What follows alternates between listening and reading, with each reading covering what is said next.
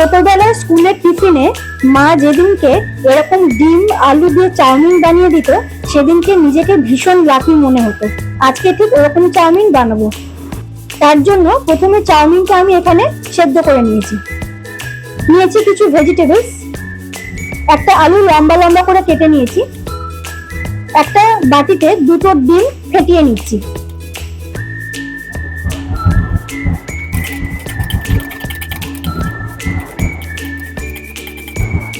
এবারে কড়াই দিচ্ছি একটু সাদা তেল। এবার আলুগুলো আমি ভালো করে ভেজে নেব। আলু ভাজার সময় কিন্তু আমি এখানে নুন হলুদ ব্যবহার করব না।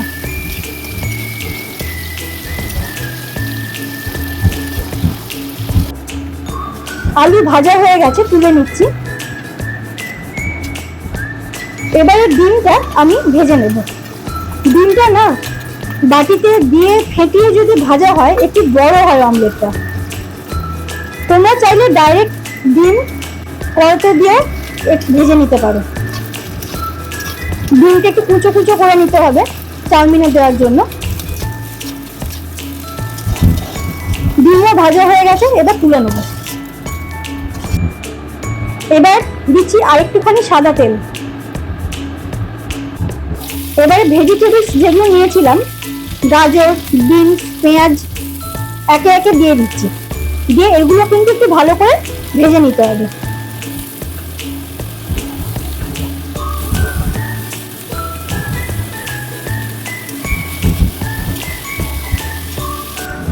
ঝালের জন্য কিছু কাঁচা লঙ্কা কুচো দিয়ে দেবো। দিয়ে এগুলো একটু ভালো করে নাড়াচাড়া করতে হবে। এই চাউমিনটা কিন্তু ছোট থেকে বড় সকলের কিন্তু ভীষণ ভালো লাগবে খেতে, আর বিশেষ করে বাচ্চাদের টিফিনে। এবারে ভেজে রাখা আলু আর ডিমটা আমি দিয়ে দেবো। দিয়ে সবকিছু খুব ভালো করে নাড়াচাড়া করতে হবে।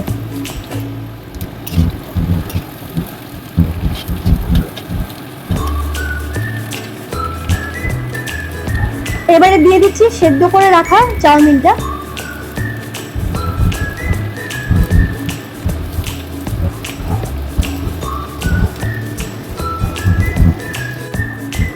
এরকম আলু ডিম দিয়ে চাউমিন একমাত্র কিন্তু ঘরেই বানানো যায়, দোকানে কিন্তু এরকম চাউমিন পাওয়া যায় না।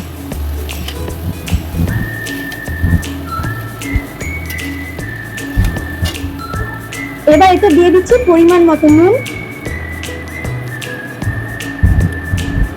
স্বাদের জন্য গোলমরিচের গুঁড়ো,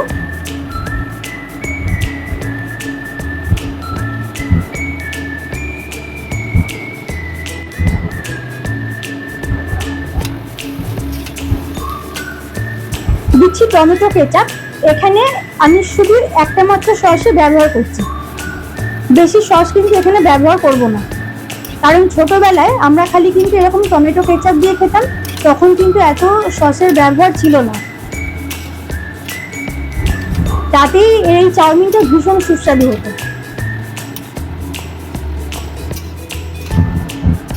সবকিছু খুব ভালো করে মিশিয়ে নিয়েছি। মিনিট 5 রান্না করে নিলাম। চাউমিনটা কিন্তু একেবারেই হয়ে গেছে। আশা করব এরকম ভাবে আলু ডিম দিয়ে চাউমিন তোমাদের প্রত্যেকের ভালো লাগবে। ভালো লাগলে অবশ্যই কিন্তু একটা লাইক কমেন্ট করে জানিও কেমন লাগলো।